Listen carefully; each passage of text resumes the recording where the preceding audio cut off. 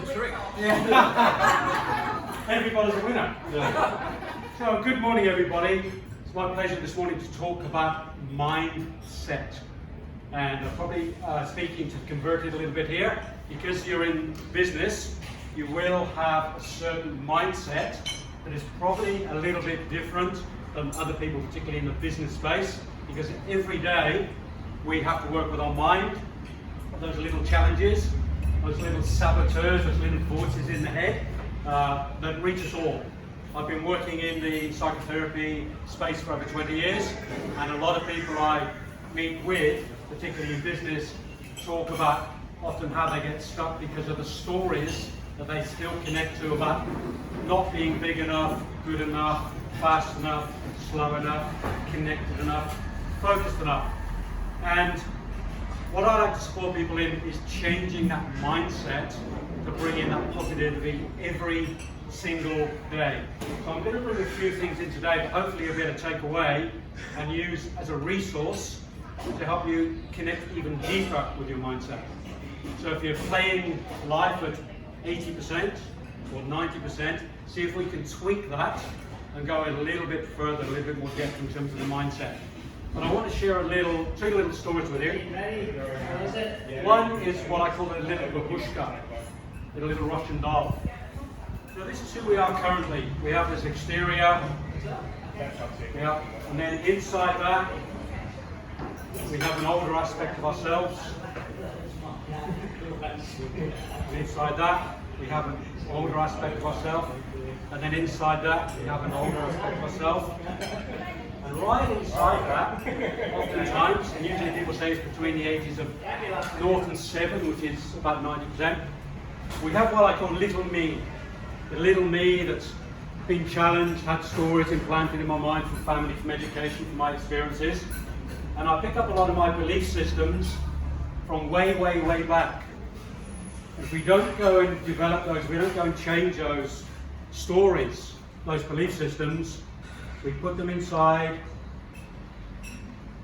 we put them inside, we put them inside, we put them inside, and then our front up here, and all these little backstories are sitting there, undeveloped, unchallenged, unhealed.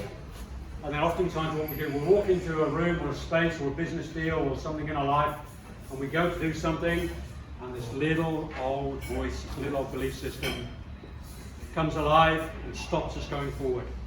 And we all have it. There's nobody exempt from this. I've worked with hundreds of people, and there's nobody I've ever met that doesn't have an old story that stops us going forward. And there's a few key things I want to bring today to give you some resource to try to attend to that, to try and stop some of these voices. And the biggest key one for me is meditation. Meditation. I was lucky enough 22 years ago to work with a man called Dr. Ian Gawler in Victoria. He runs an alternative cancer support network in Victoria, and he's one of the foremost meditation teachers in Australia. And I was very lucky enough to be trained by Ian to do meditation. So I've been meditating for 22 years now, quite seriously, probably for about the last 14.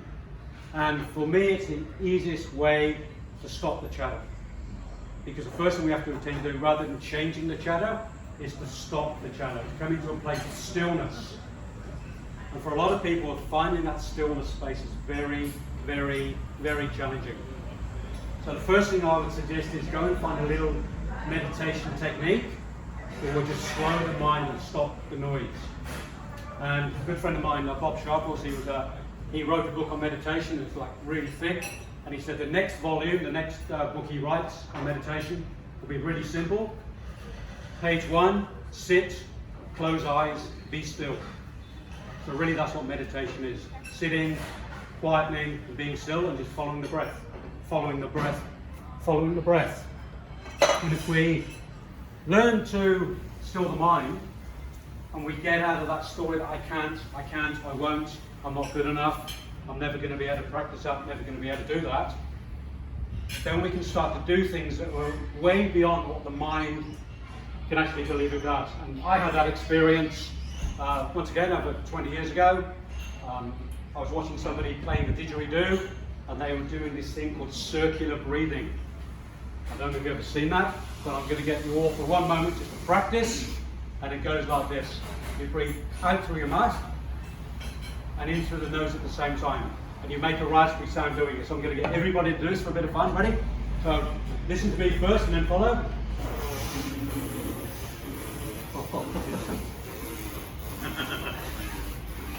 So do the raspberry and try and breathe through your nose. Off you go.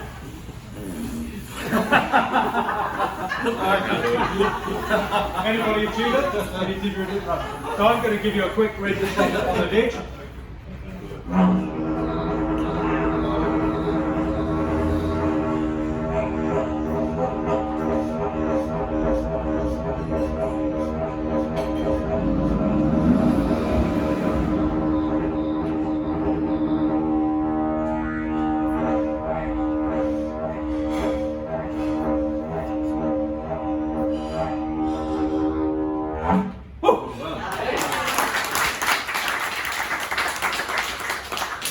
And the reason I do that, I'm going to ask you a question now. When I spoke about doing the circular breathing, probably for many of you, the first thing that happened in the mind is I can't do that. Yeah, that's the first thing that snaps in. And oftentimes this is what happens when we get presented a situation, and that old story is, bang, I can't do that. The mind closes us down really, really, really quickly in many endeavours that we do.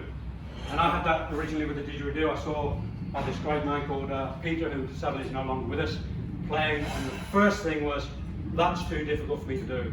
So I had to overcome the mindset of playing. It's a bit like, you know, running with my good friend Darryl. The idea of running a half marathon in my mind was like impossible. But until I tried and got somebody beside me to push me, realised I could actually do that. So it didn't have a lot to do with the physical body, although it did hurt. It was more about the mindset. So the first thing we do is change the mind, still the mind, then we steady the mind, and then we have to implant a new story. And it's called the I can story. I can, I can, I can, I can, I can, I can. And that's a real challenge oftentimes because of the experience we've had, because of the things we've done in the past that didn't allow us to get to that measure, didn't allow us to get somewhere. We failed in our mind. It's very, very hard then to step up against. Some people in small business, they've tried to start a small business, they've failed, rather, I call them learnings, and then it's really hard to get going again. The one thing I love to do to help myself on this every day, and this is the second part, so one is meditation, the second one is journaling. So many of you in the room may journal already. I've actually created a journal called the 10 Life Aspects Journal, and every evening for about 15 minutes I journal how my day was, so that I can look at it at the end of the day and see where I've had my wins and where my mindset's been clear and where I didn't measure up to that mindset. So journaling is a really great resource. And a lot of people talk about journaling, and there's very few people that actually do journaling. So if you haven't started journaling, I'd throw the challenge out there, do journaling for 7 days and see how it changes your mindset. See how it changes your mindset. Just by journaling physically, emotionally, mentally, spiritually, creatively, financially, sexually, intimately, and all those other aspects of life, and see where you're playing on what I call the 80-20 principle, or above or below the line. Because if you're into the entrepreneurial space, we really have to operate in that 80-20 or 90-10 principle to keep ourselves going physically, emotionally, mentally, spiritually. Really, really important. And the third thing, so we've got two resources so far. We've got meditation and we've got journaling. Yeah? And the other one is to create the vision. Create the vision. So we're in 2021 now. We've got another 12 months ago, 11 and a half months ago for the year. The question is, what is your vision for 2021? And the key thing I'd say is write it down, get really clear, write your visions down for 2021 to help that mindset. So my time is up, 10 minutes goes really, really quick. So I hope those 3 resources you can take away for yourself. Thank you very much.